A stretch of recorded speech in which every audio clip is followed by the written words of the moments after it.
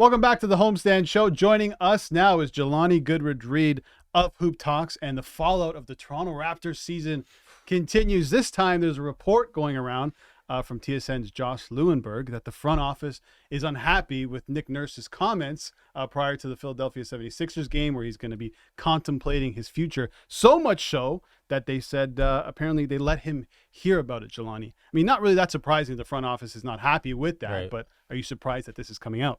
Well, I said at the time I was surprised that he would say that before a play-in, like closer to the play-in tournament. The season's about to wind down, so you got to, be serious about the games moving forward. You don't want outside, pressure from media and fans because of a story that will, come out. And then, so I was very shocked by it. And now I'm not surprised that the front office is upset, right? Because they don't want that to be leaked. They don't want that to be said prior to, a play-in. So I just see that, throughout the year I've been saying you keep Nick Nurse, right? Because he's a great coach, right? I don't think it's all his fault this season. I would look at the roster that he's been given. Right? It's not all his fault. Yeah. But now you're looking at this team and you're saying, okay, well, it might be a situation where the organization would prefer to keep him, but Nick himself, he might be like, you know what, guys, I just don't know if this is for me anymore. Look, like I said, it might be a time to have a new voice or a new message, but also on the other hand, I mentioned yesterday on the show, is this is the perfect time if you want to determine who are your foundational pieces to reset that culture or reintegrate that culture that they talked about yesterday. And I think Nick Nurse is that guy. As of personnel changes on the court, who stays, who goes. Oh, gosh. Those are the big decisions. You know what's interesting, Sharms, is there's a lot of shade being thrown at Nick Nurse because he's a coach in the NBA who wears his initials on his hat, plays the guitar with the Arkells and does commercials. But I never heard about this before. This was going on for a long time, but now that he's made these comments and he quote unquote wants out, according to some sources, now people are starting to be like, maybe he is all about himself and not the team. After all, who knows what the truth is here? But, right. I mean, there's been more than one article written in the last 24 hours about the culture shift and how it's time to move on from the championship winning team. We know that was a great team. It's time to reform this identity in this team, and it might start at the top. Masai's going nowhere. It might start with the coach, and then you got to make a big trade at some point. So you do wonder, it's going to be, I think, a transformative off season for the Raptors one way or the other. And maybe you do need a new face, a new voice, and a new identity of this team. And quite frankly, who is the face of this team, really? I think it's probably, if it's not Fred, it's probably Nick Nurse. Yeah. Just because of the ring. I know Pascal was a big part of that as well. But from looking from the outside in, he is an enormous part of this team. And maybe sometimes you've got to be really ruthless to move on. Yeah, well, I've said this, Justin's heard this a lot. It's tough to find a coach in this league, right? So that's why I would lean towards keeping Nick. I would lean towards that. I do hope that they can find a way to make things work out because he is a good coach. Yeah. He's one of the best coaches, in the league. The winning percentage is there with him, and I know this year's been tough, but again, the construction of the roster just isn't there. So for me, looking at the team, I didn't really see anywhere, how the Raptors would do anything in the playoffs anyway, with what he's given. So I think if they could find a way to make things work, I don't know if it's too late. But right? entering the season, though, the hope was this would be better than last year, which is pretty good. That's true. And what I would say is this, though, if they do want to move off of Nick, I would say do it in the offseason. Don't do it during the next season, right? Because you want to fire him mid-season, then you're settling on an interim, and then you're just figuring yourself out and doing whatever, right? So you have to figure it out now. What do you want to do now moving forward? I can't see them bringing him back without a new contract, or otherwise he's gone, right? I don't see the Raptors bringing him back as that lame duck coach with 1 year left on his deal. If they don't find a contract resolution this offseason, he's gone, and they go in a different direction. So I think there's no chance Nick Nurse is back in Toronto without a new contract. And if he does stay, it feels like Masai needs to give Nick Nurse maybe some more power, because it seemed like this season Nick Nurse was working with what Masai wanted up until the deadline, where it kind of changed a little bit. Maybe Nick Nurse needs to have more say in who comes and who goes and how this system should be played, right? That's a discussion that probably needs to happen. Does a guy like Masai want to relinquish that type of power to a coach? Well, no one talks about Bobby Webster.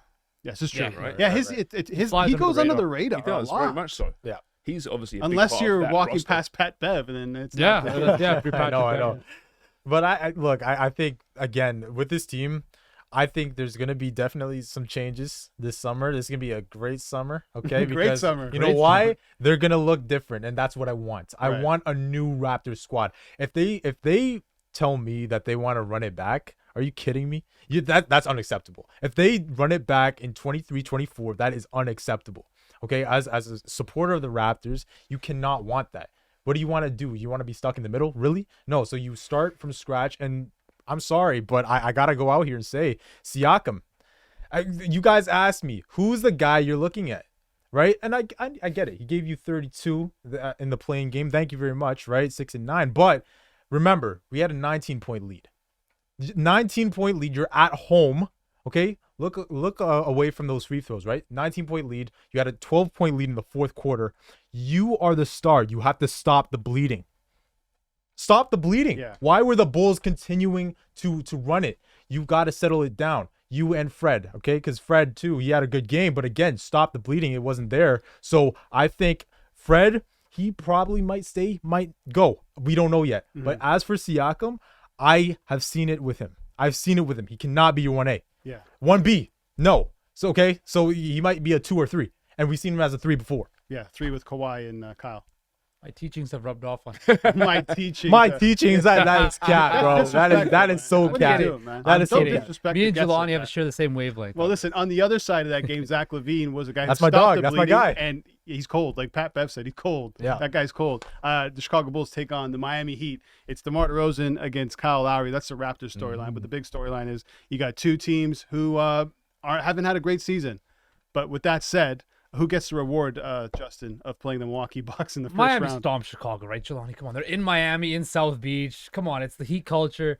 Miami crushes the Chicago Bulls. I would say crush, but I can see the Heat winning tonight. Double-digit win. Because I don't see the Bulls doing what they just did. You know what I mean? Like they didn't play that well. They did not play that well in DeRozan's the first daughter's half. So. not expected to be there, That- by that the too. way. Although That's United Airlines have actually said we will comp her. Yeah, I saw that. I saw that. Because Really? DeMar couldn't afford to fly her over there. Yeah, no kidding.